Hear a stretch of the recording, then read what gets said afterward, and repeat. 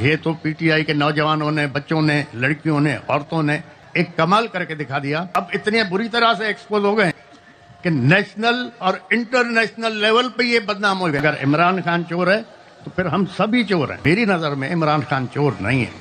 یہ ہمارا ایک آئینی حق ہے کہ ہم احتجاج کریں، پروٹیسٹ کریں. الیکشن کے دوران میں کہیں بھی نہیں نکلا، میں اپنے گھر میں ہی رہا.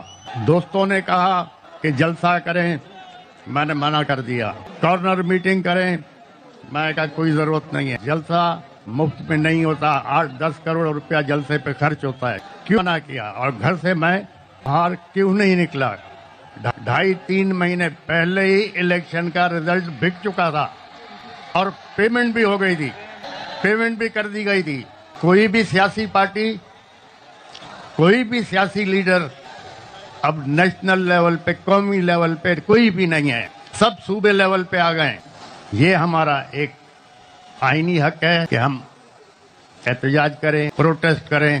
تو یہ جو فیصلہ جو ہمارے ملک کے کرتے ہیں، اب ان کو سوچنا پڑے گا کہ اب آپ کے پاس کوئی بھی قومی پارٹی یا کوئی بھی قومی لیڈر نیشنل لیول پہ نہیں رہا. تو اب کون بچا فیڈریشن سنبھالنے والا؟ جوتے کھا رہے ہیں، مر رہے ہیں. ہمارا بھی یہی حشر ہوگا. تو ہم نہیں چاہتے کہ ہم خوار ہوں، خراب ہوں. انٹرا پارٹی الیکشن جس طرح پی ٹی آئی نے کرایا، اسی طرح نون لیگ نے کرایا، اسی طرح پیپلز پارٹی نے کروایا، اسی طرح فنکشنل لیگ نے کرایا. اس عمران خان کو سب چور کہتے ہیں. چلو ٹھیک ہے، چور ہے نا. کیا کیا ہے توشہ خانہ میں؟ کیا عمران خان سے پہلے جو لوگ آئے تھے، پرائم منسٹر یا پریزیڈنٹ، ان لوگوں نے کچھ نہیں لیا توشہ خانہ سے؟ ان لوگوں نے گاڑیاں نہیں لی کیا توشہ خانہ سے؟ جبکہ قانوناً وہ گاڑیاں لے ہی نہیں سکتے. تو صرف عمران خان چور ہے؟ میری نظر میں عمران خان چور نہیں ہے. غلطی ہوتی ہے، غلطی کس سے نہیں ہوتی؟ غلطی تو انسان سے ہوتی ہے. اگر عمران خان سے غلطی نہیں ہوتی تو وہ فرشتہ ہوتا. میری نظر میں عمران خان چور نہیں ہے. اگر عمران خان چور ہے تو پھر ہم سبھی چور ہیں. انشاءاللہ تعالی اب یہ قدرتی نظام ہے. اگر سیلاب آ رہا ہے یا پانی آ رہا ہے، آپ اس کا راستہ روکو گے تو پھر دوسری جگہوں کو ڈبائے گا. اب جو یہ 2-2.5 کروڑ نوجوان نئے ووٹ آئے، وہ ایک سیلاب تھا نا. اب جب اس سیلاب کو روکا گیا تو اس کے نتیجے میں کیا ہوا؟ پاکستان کی تاریخ میں پہلی دفعہ آزاد امیدوار میجورٹی میں جیت گئے. سب کو ڈبا دیا انہوں نے. یہ تو پی ٹی آئی کے نوجوانوں نے، بچوں نے، لڑکیوں نے، عورتوں نے ایک کمال کر کے دکھا دیا. نہ اس کے پاس سمبل، نہ کسی کو نشان کا پتہ پڑ رہا تھا، اور نہ پھر کوئی سوچ رہا تھا کہ آزاد امیدواروں کو ووٹ ملیں گے، لیکن مل گئے. اگر آپ انصاف نہیں دو گے، عزت نہیں دو گے، پھر انصاف کے لیے الگ راستہ نکالیں گے. کافی وقت پہلے اخبار پڑھ رہا تھا تو اس میں لکھا ہوا تھا کہ جناب 2 یا 3 آدمیوں کو پھانسی کی سزا ہو گئی. 8-10 سال کیس ان کا چلتا رہا. 8-10 سال کے بعد سپریم کورٹ نے فیصلہ کیا کہ یہ بے گناہ ہیں، ان کو آزاد کیا جائے. تو جیلر نے کہا جی آزاد کہاں سے کریں، 6 مہینے پہلے پھانسی ہو چکی ہے. اب ہمارے پاس انصاف تو ایسے چلتے ہیں. اب سپریم کورٹ کہہ رہا ہے اس کو آزاد کرو، جیلر کہتا ہے ہم نے پھانسی دے دی کیونکہ اس کو پھانسی کی سزا ہوئی تھی. اپیل 10 سال کے بعد کورٹ نے سنی. تو جہاں نہ انصاف ہوگا، نہ عزت ہوگی، تو پھر لا اینڈ آرڈر تو ضرور خراب ہوگا. جہاں تک مجھے پتا ہے، جو میں سمجھتا ہوں، پچھلے جو 20 مہینے حکومت تھی اس میں جو مہنگائی آسمان پہ گئی ہے، اس سے کیا ہوا ہے؟ اس سے ہوا یہ ہے کہ جو مڈل کلاس تھی وہ ختم ہوتی جا رہی ہے. معاشرے کو امیر آدمی نہیں چلاتا، نہ غریب چلاتا، معاشرے کو مڈل کلاس چلاتا ہے. جب مڈل کلاس ختم ہو گیا تو آپ کا معاشرہ ختم ہو جائے گا.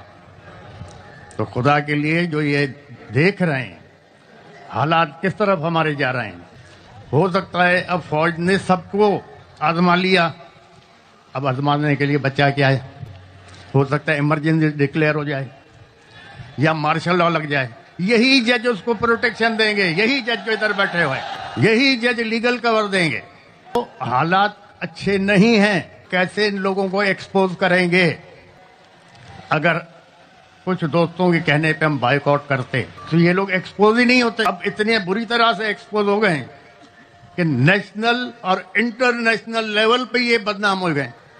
तो इंशाल्लाह देखें, खुदा अच्छा करेगा, खुदा ताला आप लोगों को, इस मुल्क को अपने हिफ्ज़ अमान में रखे और हर आफत, आजमाइश, तकलीफ, दुश्वारी से पनाह में रखे। हमारे जजों को खुदा रहनुमाई फरमाए कि इस कौम के, इस अवाम के फायदे के लिए सोचें और काम करें। ये जनाब पीर पगाड़ा साहब है, बहुत बड़ी तारीख़ है पगाड़ा ख़ानदान की। इनके दादा परदादा वो जो अंग्रेज़ों से जंग करते रहे, और मुजाहिद फौज, बहुत बड़ी फोर्स थी इनकी और एक कुव्वत मानी जाती थी। अब भी इनका जो मानने वाले हैं, अब भी जो इनके मुरीदैन हैं, उनकी लातादाद जो मौजूदगी है यहाँ पे। जब भी कोई सरनी होती है वो इकट्ठे होते हैं। ये जलसा जो किया गया था ये बहुत पहले किया गया था, उन दिनों में, जब इलेक्शन के बाद। तो एक लगता था कि सिंध में जो है ना पीर साहब पगाड़ा सियासत में एक्टिव होंगे और आगे बढ़ेंगे।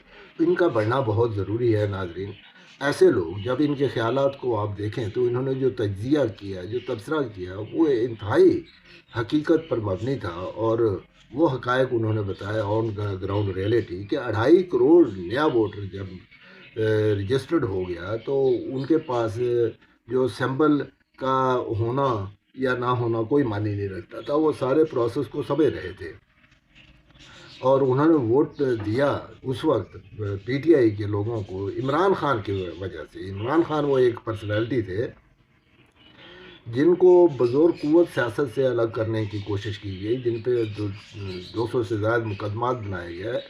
अब वो इमरान खान के नाम से ज़्यादा उनका वो कैदी नंबर जो जब वो अटक जेल में थे वो इतना पॉपुलर है कि अब कंटेनर रखे जा रहे हैं इस्लामाबाद में। ये 24 की जो उन्होंने कॉल दी थी उस हवाले से, तो कंटेनरों पे लोगों ने लिख दिया है जनाब वो कैदी नंबर 804। दरो दीवार शहरों के हर जगह पे लिख दिया गया कैदी नंबर 804। तो 804 का जो इस्तिहारा बन गया वो आज़ादी और हकीकी आज़ादी, तरक्की और अवाम दोस्ती और मुल्क की बहबूद का एक इस्तिहारा बन गया है। इमरान खान ही एक वाहिद लीडर इस वक्त हैं जो एक्टिव हैं। बाकी जैसे पीर पगाड़ा साहब है, इन्होंने बिल्कुल हक़ाइक़ पे मबनी बात की, वो मामले को समझते हैं। वो ये भी समझ रहे थे कि जो इलेक्शन था वो इलेक्शन होने से 2.5 महीने पहले बिक गया था, उसकी पेमेंट वगैरह भी ले ली थी। ये किस पे इल्ज़ाम है? उन्हें क़ुव्वतों पे वो इशारा कर रहे हैं जिनके जो ये काफ़ी हद तक उनके लिए खामोश रहते हैं।